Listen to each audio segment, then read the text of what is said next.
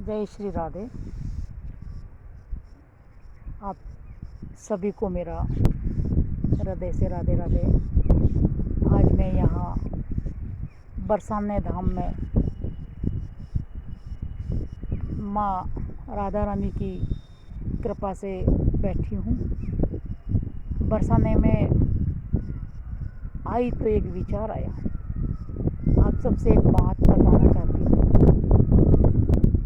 मेरे सभी बंधुओं को, बहनों को बताना चाह रही हूँ कि राजपुरोहित समाज में बहुत 500 वर्ष पहले एक बहुत ही भक्तिमती बहन हुई थी, जिन्होंने मीराबाई की तरह अपने शरीर को इसी ब्रज धाम के अंदर, वृंदावन धाम में, मथुरा में, इसी क्षेत्र में आके अपने शरीर को गलाया था।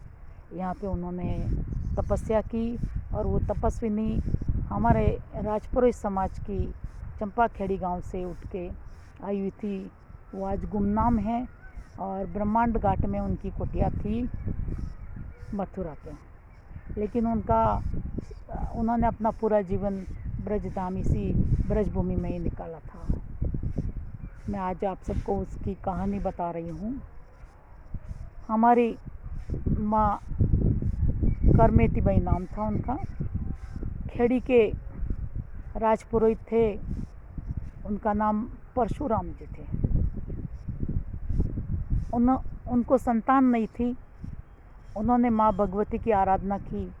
बहुत आराधना करने पर उन्हें माँ भगवती ने पुत्री कहा कि मैं ही, तुम्हारे जीवन में संतान का योग नहीं है, तो इसलिए बेटा मैं ही तुम्हारे जीवन में पुत्री बनकर आऊँगी, मैं जन्म लूँगी तुम्हारे से। तो बोले कैसे भी हो, मेरे ऊपर जो कलंक है बांझ होने का वो हटाओ। तो माँ ने उनको आशीर्वाद दिया। 9 महीने बाद में उनके घर में पुत्री रत्न का जन्म हुआ। पुत्री हुई, बहुत ही दिव्य थी। परशुराम जी भी कथा वाचन वगैरह करते थे और अपना धार्मिक जीवन था उनका। तो वो रोज़ तीर्थ पुरोहित की तरह सारे पुरोहित वाले कार्य किया करते थे। तो उनसे प्रेरणा लेकर उनकी पुत्री दिन दूनी रात चौगनी उसकी भक्ति में प्रति उसकी बहुत लालसा बढ़ती गई। और वो इतना ठाकुर जी का और राधा कृष्ण की सेवा किया करती थी। करते करते एक बार बचपन में सगाइयाँ हो जाती, बचपन में शादी हो गई। और शादी करके जब वो छोटे थे तभी हो गई थी। वो जब बड़े हुए तो जिस गांव में उनकी शादी हुई थी वहाँ की कोई बहन मिली उनको। वो आए, बोले अभी इनका आना करना है, मुकलावा करना है।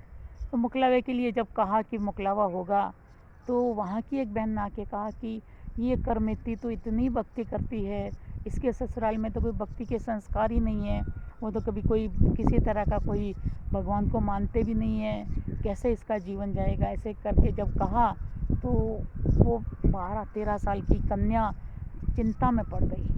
अब क्या होगा, 14वां साल चल रहा था, कैसे होगा, मैं तो इतना भक्त, मुझे अगर कृष्ण से मानने नहीं दिया तो मैं क्या करूँगी।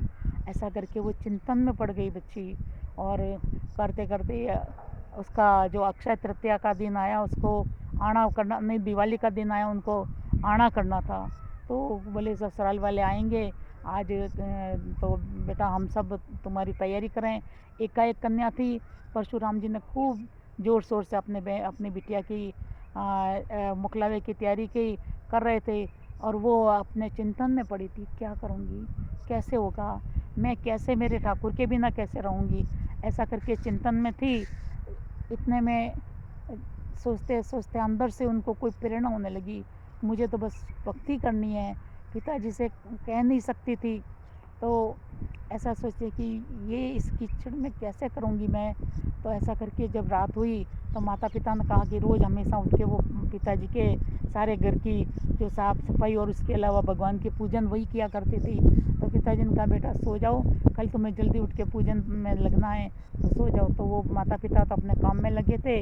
वो अपने कक्ष में जाकर सोने से पहले उसको लगा कि अगर मैं यही किया तो कल मेरा तो मुझे बेच देंगे, फिर मैं तो कभी ठाकुर से मिल ही नहीं पाऊँगी। तो उन्होंने क्या किया कि अपनी जो सोने की जगह ही, उस जगह उन्होंने रजाई और तकिए से इस तरह का, क्योंकि दीपावली का समय था, इस तरह से ढक के रखा। और वो जैसे ही पिताजी को नींद लगी चुपचाप से वो निकल गई। मुझे तो बस वृंदावन जाना है, मुझे ठाकुर की भक्ति करनी है, मुझे ब्रज धाम में ही अपना जीवन बिताना, ऐसा करके वो अकेली 14 साल की कन्या निकल पड़ी। तो चलते चलते पैदल पैदल चल रही थी। सुबह 4 बजे जब पिता उठे तो पिता ने कहा कि आज बिटिया उठी क्यों नहीं, 4 से ऊपर हो गए, तो आज वो तो रोज़ जल्दी उठ के उसको पूजा करती है, क्या करें। जब उन्होंने जाके अपने बिटिया के कक्ष में देखा तो बिटिया की कक्ष की जगह तो वो पड़ा था।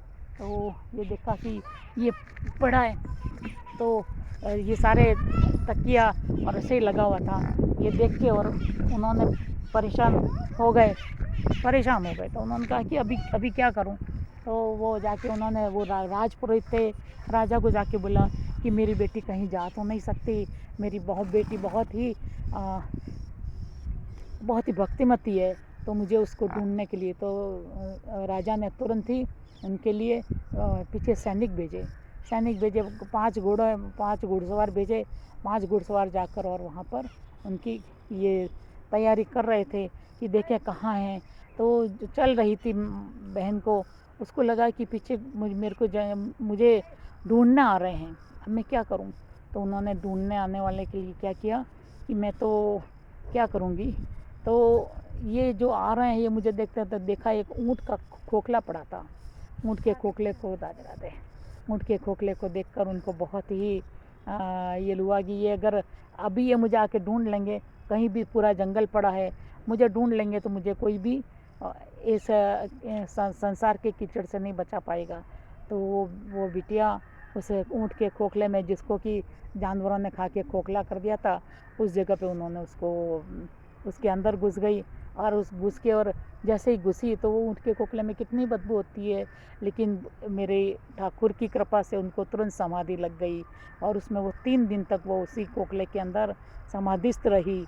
और 3 दिन के बाद में जब वो तो सैनिक वहाँ से देख कर चले गए, उसके बाद में 3 दिन के बाद में जब उनको होश आया तो 3 दिन के बाद में बाहर कोई जिंजे और मजीरे बजा कर कोई टोली निकल रही थी। तो उनकी आवाज़ से वो उनकी समाधि खुली और वो बाहर निकली तो देखा कि सभी कुछ संत लोग और माताएं बहनें सब जा रहे थे। तो उन्होंने पूछा कहाँ जा रहे हैं, तो उन्होंने कहा कि हम तो वृंदावन जा रहे हैं।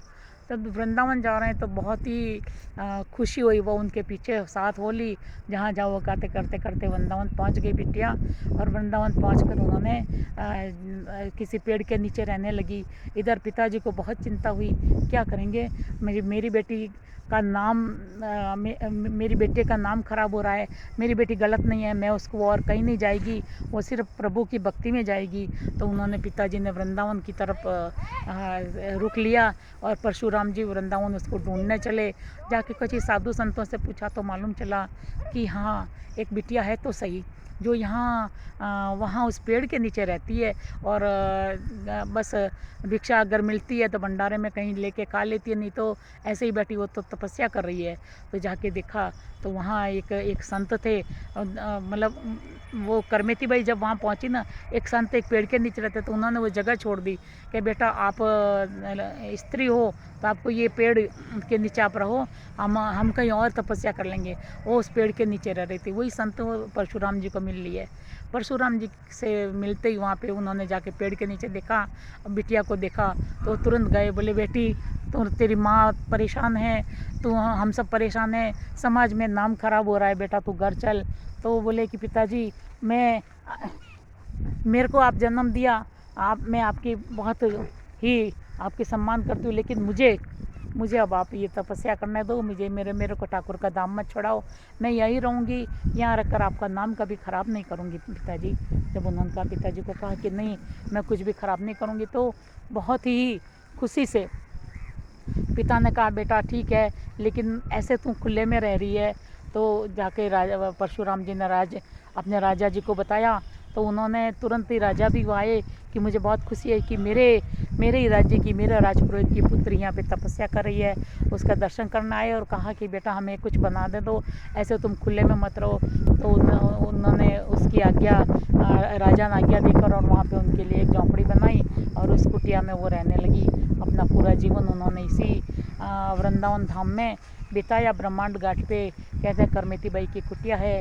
और एक गुमनाम राजपुरोहित समाज की मीरा जिन्होंने अपना जीवन यहाँ व्यतीत किया था, उसका एक उस स्थान को पवित्र किया था, अपने पूरे समाज को पवित्र किया था, उसकी आज कहानी मैं आपको सुनाकर बहुत ही खुश हो रही हूँ। मैं आज बरसाने धाम में हूँ और यहाँ अभी इन खेतों के बीच में इस जगह पे खड़ी हूँ जहाँ पे गुजराती कॉलोनी में काफ़ी लोग यहाँ रहते हैं, सभी संत लोग हैं। इसी जगह पे मैं भी कभी कभी आकर, जोधपुर की एक बहन रहती है, इनके यहाँ आकर रुकती हूँ और आज यहाँ पर बैठकर आप लोगों को ये कहानी सुनाते हुए, अपनी करमेती बाई की कहानी सुनाते हुए, राजपुरोहित समाज की मीरा बाई की कहानी सुनाते हुए, उन्होंने अपना शरीर यहीं, अपनी मिट्टी यहीं गलाई, तो मैं भी इसी तरह अपनी माँ करमेती बाई की तरह वृंदावन धाम में ही कुटिया बनाकर रह रही हूँ। आप सबको ये कहानी सुनाते हुए बहुत ही खुशी हो रही है।